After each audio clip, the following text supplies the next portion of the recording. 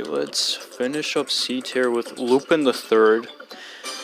Now, I haven't seen Lupin a lot, but, you know, the art style definitely sticks out to me and such, and, like, it sticks with you. It's definitely memorable, it's long-lasting, you know, like, it's just about, like, it's something that, like, I have, like, some sort of fondness of, but I just haven't seen it a lot, which is why it's over here in C tier, higher at least.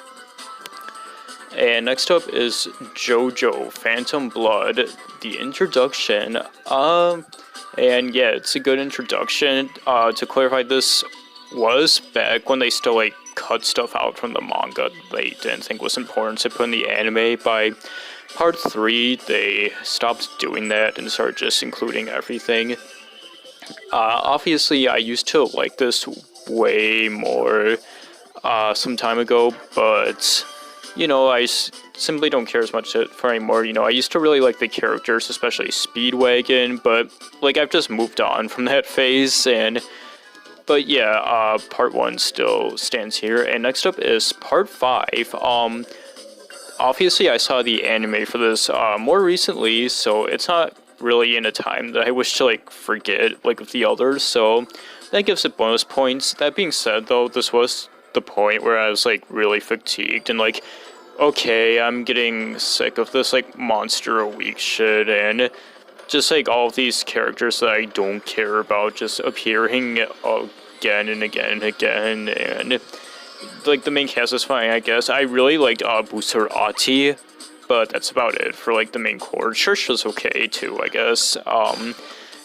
But yeah, like that, and just like other cliches in JoJo of like characters just like seemingly being able to do whatever the fuck they want, and Busurati going from this like complete fucking psychopath who like licks Gerono and then immediately afterwards is like, oh nice guy, I'm good guy side now.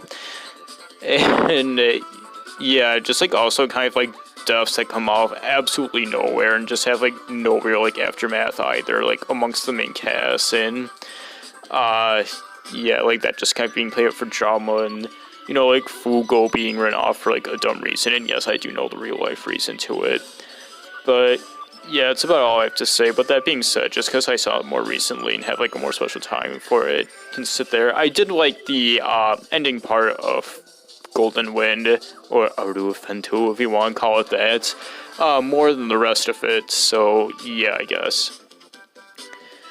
And then Ghost in the Shell. I haven't seen this in forever, but boy, do I have a lot of memories connected to it. Not even just on Adult Swim, but also just like seeing it in like video stores and stuff. And yeah, like obviously it's been so long that I don't even have much to comment on the show itself. And really, it's just up here from like enjoyment and like nostalgia and like reminiscing it with other people for that. And after that is Loiter Squad. I didn't see much Loiter Squad, and like, I mean, yeah, I saw it, obviously, if it's up this high, but, you know, I watched it when it aired. I haven't really seen it since, and I still didn't see much of that regardless, and I will admit that, like, not everything was, like, a big, like, home run or anything, but moments that were really funny could be really funny, and I kind of like the 5 and stuff. I have this one particular memory where I was up at, like, 4 a.m., I think I was, like, sick or something, and this is something that I associate a lot with Adult Swim, by the way. I had the TV on to Adult Swim at this time, super off it, not feeling it. I had the volume all the way down where basically you almost couldn't hear it at all.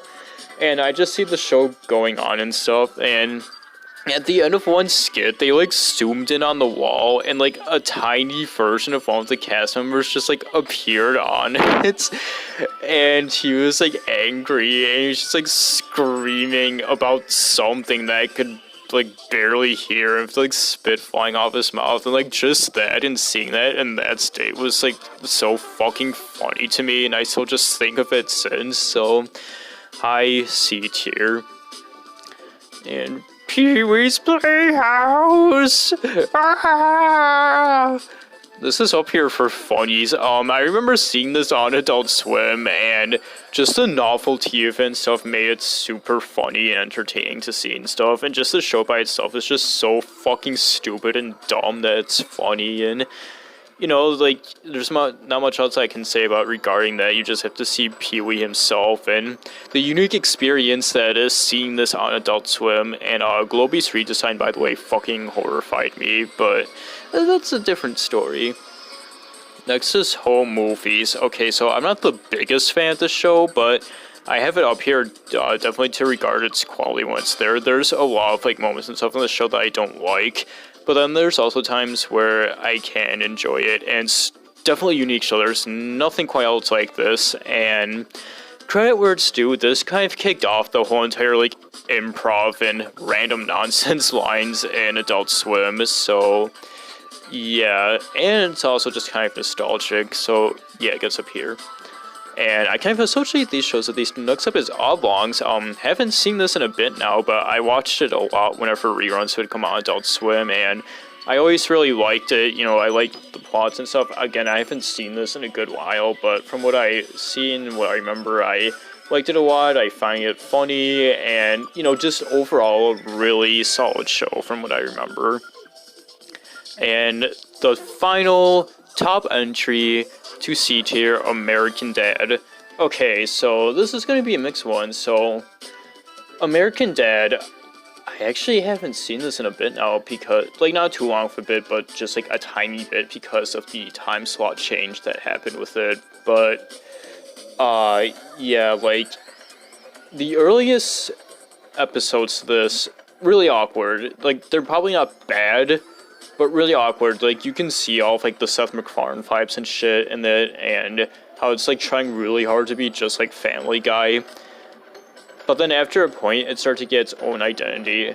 But I'm going to skip a bit before I talk more about that, and I will acknowledge that the later episodes, characters suck. Only likable ones are maybe Jeff and Haley, but even then I haven't seen any of the newest episodes then, and probably not the worst, but definitely just an overall time like that's wasted trying to watch this. I would say probably every episode after like the first season when it moved to TBS, in my opinion. Can't say for sure, but yeah. And even before that, there were kind of a lot of stinkers.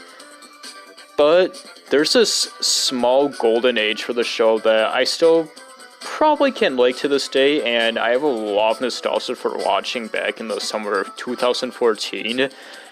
It's like this period like around the 100th episode where I think the show is at its absolute best, and I just like love like the vibe of it and the characters and like the morals and shit in it. And that's the one really good part of this show that I still look pretty fondly on, and I'm still attached to it in some sense. So for that, it takes the absolute place top of S tier, just before B, where things start to get a lot more good.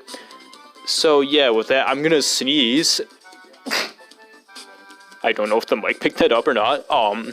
But yeah, with that, that finishes up C tier, the mid tiers, the lower ends, even. And next is going to be B tier, and this is the point where stuff starts to get a lot more positive and actually has shows people care about. So see you then.